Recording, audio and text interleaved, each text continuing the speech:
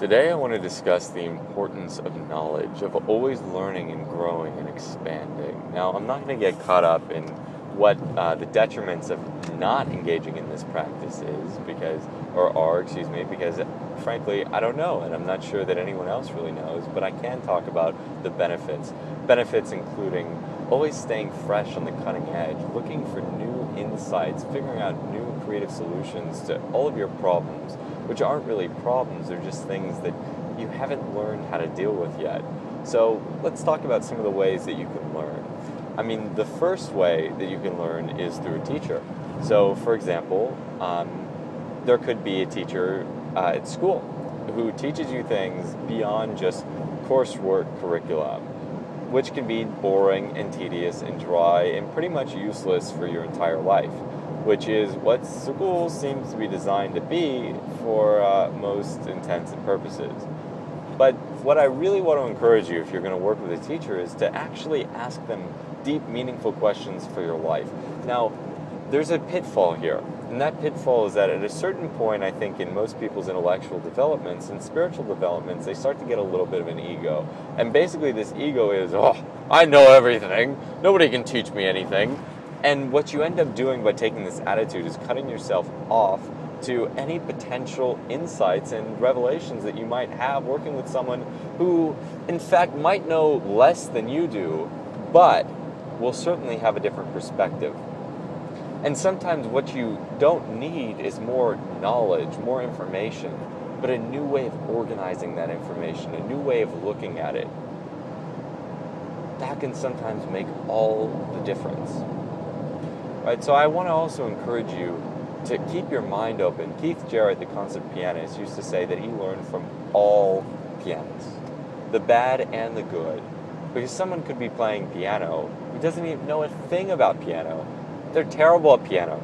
They can't even play a key, right? Which is pretty hard if you've ever seen a piano before, because you can obviously play keys. They don't even know what they're doing. They lift it up and they start playing strings inside the piano. And you know, guess what? That might inspire him. That might give him an idea for a piece, something that he would never have thought of otherwise, because they do something a little bit differently and boom, voila, now he's inspired. Now he's off on a different track. So learning from teachers can be an extremely important, beneficial thing, because we get their fresh inside knowledge, but we have to ask for it, and we have to look for it. We have to drop our ego enough to allow it in, because look, what do we really gain by being the know-it-all, by being too good to receive someone else's information? What do we gain? We gain absolutely nothing, because you know what? Let's just say that we are better than them. Let's just say that our information is 100 times better than theirs is, right? And they're not interested in ours. Well, you know what?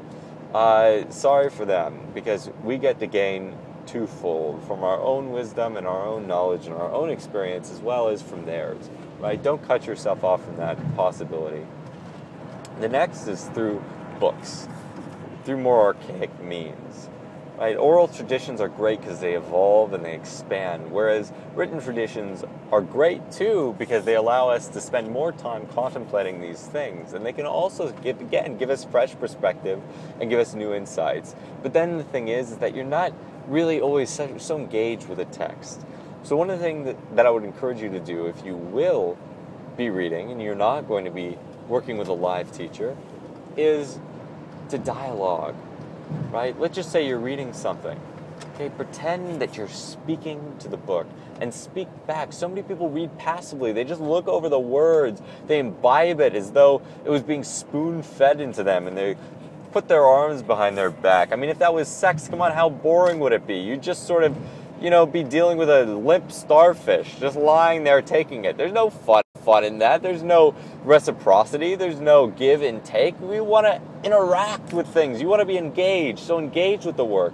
Even though it's lifeless and it's a page, you're the one who can bring it to life. I mean, look, how many people loved Harry Potter? Was it just words on a page? No, it was a whole world that filled their imagination. You can do that with any book you could read. You can do that with the newspaper, and sometimes it can be even easier with the newspaper. You hear about genocides and atrocities, and those images stick pretty well in your mind. But then again, you read about science and technology, and you could think you're talking about, a laundry list. And even a laundry list would be more vivid because you could actually imagine what it was that they were talking about. But nucleotides and ribosomes, like what the hell are we talking about there? It's hard to picture those things. But if you can form a picture and you can engage with it, and you can even ask your questions like, what the hell am I reading about? What is this? What idiot wrote this?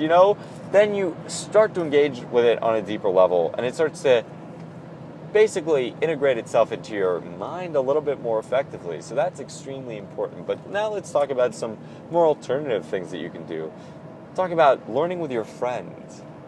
For example, you can call up a friend, maybe a friend that you talk to all the time, maybe a friend that you haven't talked to for a while, and ask them a question.